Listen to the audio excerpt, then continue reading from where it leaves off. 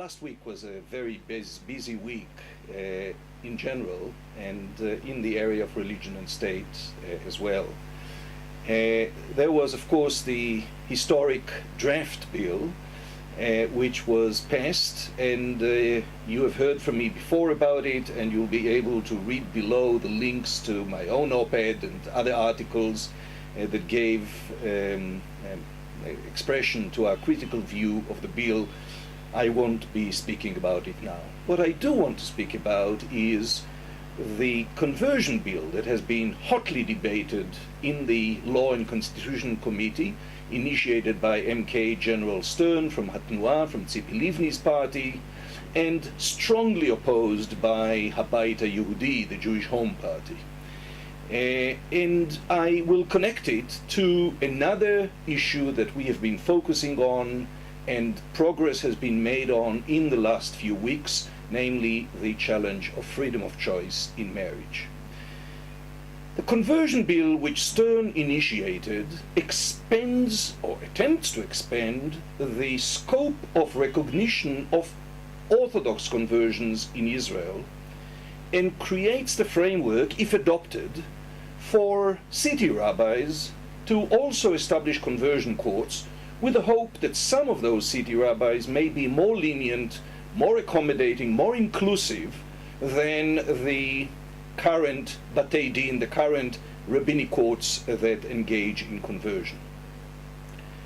The marriage debate has been sort of moving up in the ladder with the American Jewish Committee's announcement that they will be working with us and others to create a wide coalition of organizations creating alternatives to the monopolistic chief rabbinate, as well as advanced discussions in the federation world, which will come to a decision on March 31st about the possibility of them taking a stand in support of marriage freedom, and the JPPI, the Jewish Policy Institute of the Jewish Agency, also pointing to issues of religion and state as critical in the larger question of religion and state, Israel as a Jewish and democratic state.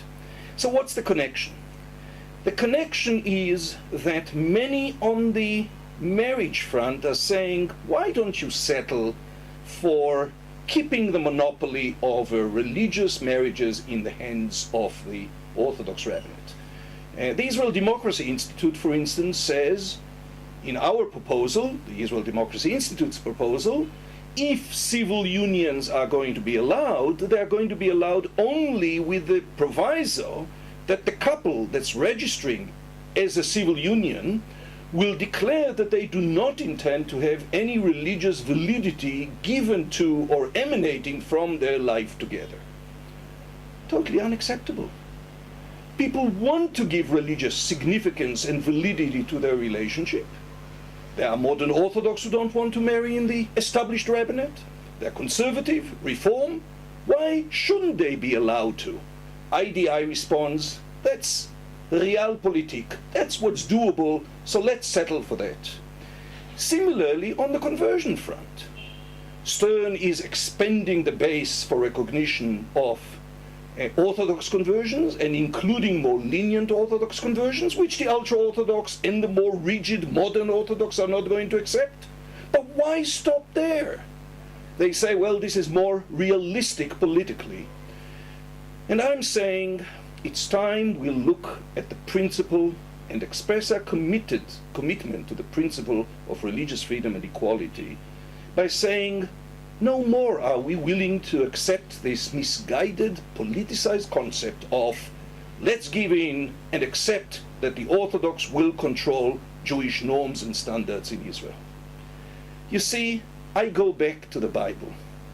We read about the conquest of the Israel, the land of Israel, and the story of the spies who come back and report, and we were like grasshoppers in our own eyes, and surely we seem that way to those giants that we found. And similarly in Isaiah, we find the verse, Im lo ta'aminu ki lo te'amnu. If you don't believe, surely others will not believe you. It's time we believe in ourselves. It's time we don't look at ourselves as grasshoppers.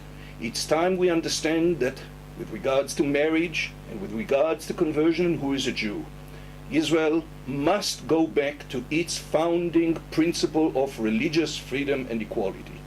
That's what most Israelis support. That's what world Jewry supports. That's what's necessary to make Israel truly Jewish and democratic.